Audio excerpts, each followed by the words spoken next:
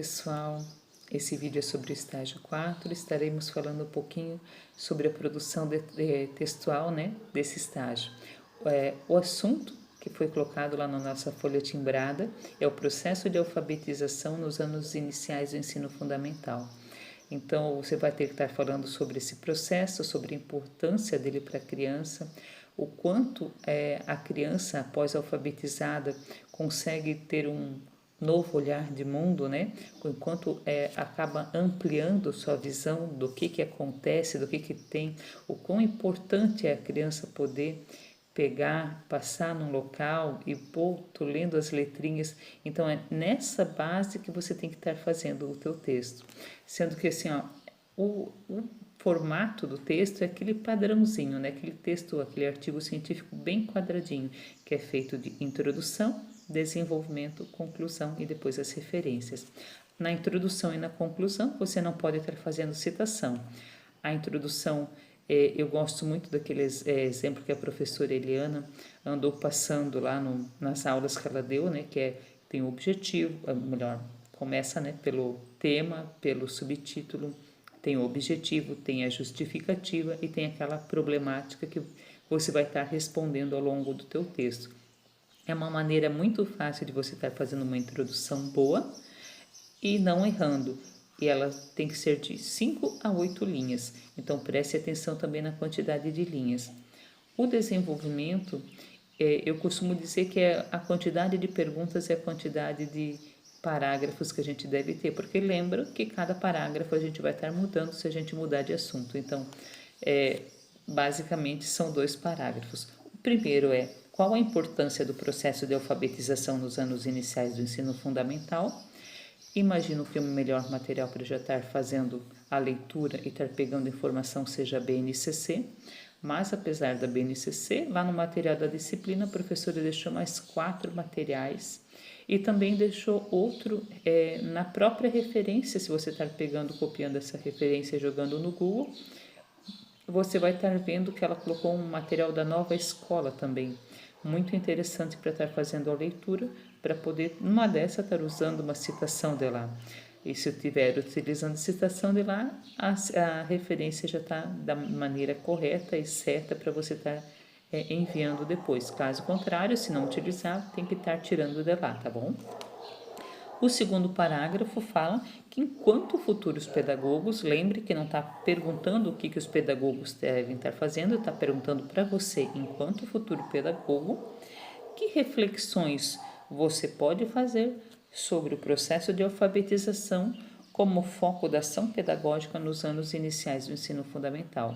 Então, como deve ser essa ação pedagógica? Como o professor deve se portar na frente, de acordo com seus alunos? Ele deve ser o sabichão? Deve ser o detentor de todos os conhecimentos e não querer dividir? Ou ele deve ser um mediador? Deve ser um facilitador para a criança poder entender melhor e assimilar melhor os conhecimentos e assim conseguir estar fazendo a leitura, né? Conhecendo as letras e acabando fazendo a leitura. Será que ele deve estar precisando ver o que a criança já sabe? Será que a criança já sabe ler alguma coisa? Lembre-se, né, que a parte da leitura, a criança já consegue muito antes de entrar na escola, né? Ela já começa a ter esse mundo letrado ao seu redor através de outdoors, de embalagens, porque tu pode colocar uma embalagem de Coca-Cola na frente da criança que ela vai saber dizer que é Coca-Cola. Mesmo ela não conhecendo ali direitinho as letras, mas ela vai saber te dizer que é Coca-Cola. Então, de tanto ela escutar, de tanto ela ver, ela já sabe o que é. Então, essas questões a gente tem que estar já assimilando para a gente poder estar colocando melhor para os nossos alunos também, né? É uma prática que veja esses conhecimentos que ele já tem adquirido, uma maneira que a gente possa estar facilitando a parte visual, a parte escrita, né? Essas práticas, sempre pensando em estimular também, né, a criança numa leitura, num livrinho, num conhecimento a mais. Então, interessante a gente estar para essa parte aqui, lendo aquele material lá da Nova Escola, mas também estar procurando outros materiais. Eu achei até outro material lá da Nova Escola, com outro autor, eu lembro agora do sobrenome dele, que era Moço, mais interessante ainda do que aquele próprio que a professora colocou. Mas, assim, o Google está aí, o Cielo, o Google Acadêmico, lembre-se sempre de pegar fontes confiáveis. Então, a professora Eliane reclama muito da tal da Wikipédia, então tenha cuidado com alguns materiais que você tenha pesquisado. Mas se for material confiável, não fique com medo de referenciar, não fique com medo de estar utilizando na sua atividade e fazendo um bom trabalho.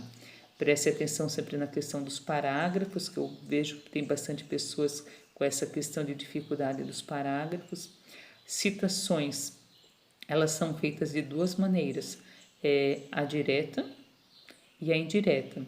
Na direta você ainda tem divisões, né? Que é a direta longa e a direta curta. A direta curta é aquela que você vai estar colocando o sobrenome do autor, o ano, vírgula, a página, que é o P ponto, né? A página que você utilizou, fechou, abre aspas, escreve o que ele escreveu, fecha aspas.